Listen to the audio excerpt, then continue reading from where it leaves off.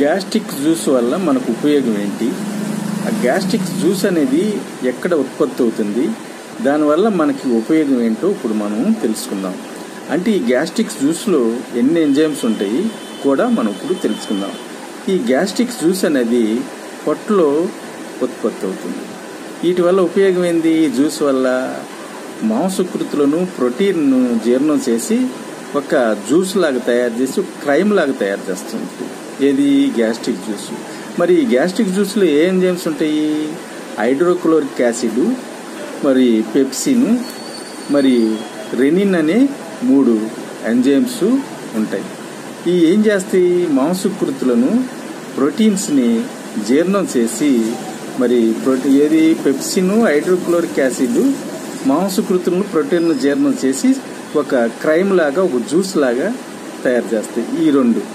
అయితే రెనిన్ అనే ఎంజైము పాల పదార్థాలకు సంబంధించింది జీర్ణం చేస్తుంది అనమాట.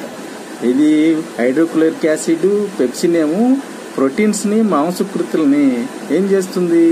ఒక జ్యూస్ లాగా తయారు చేసి ఒక క్రైమ్ లాగా తయారు చేస్తుంది, ఒక జ్యూస్ లాగా తయారు చేస్తాయి. ఇది ప్రోటీన్స్ని మాంసకృతుల్ని. అయితే రెనిన్ అనే ఎంజైమ్ ఏం చేస్తుంది? పాల పదార్థాలకు సంబంధించిన దాన్ని జీర్ణం చేసే కెపాసిటీ ఈ రెనిన్ జ్యూస్కి అనేది ఈ పొట్టలో జీర్ణమై మరి అది బ్లడ్లోకి వెళ్తుంది. అది చిన్న పేగుల్లో ఈ ప్రక్రియ అంతా, జీర్ణ ప్రక్రియ అంతా మరి చిన్న పేగుల్లో జరుగుతుంది అనమాట. అంటే ప్రోటీన్స్ని మాంసకృతులను జీర్ణం చేసే ఎంజైమ్స్ ఏంటి? Hydrochloric acid, pepsin.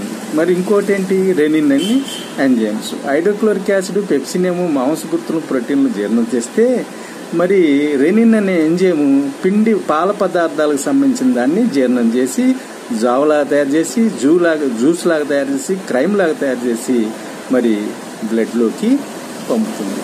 దీన్నే మరి షార్ట్గా గ్యాస్ట్రిక్ జ్యూస్ అని అంటారు. Thank you. Please subscribe and like. Thank you.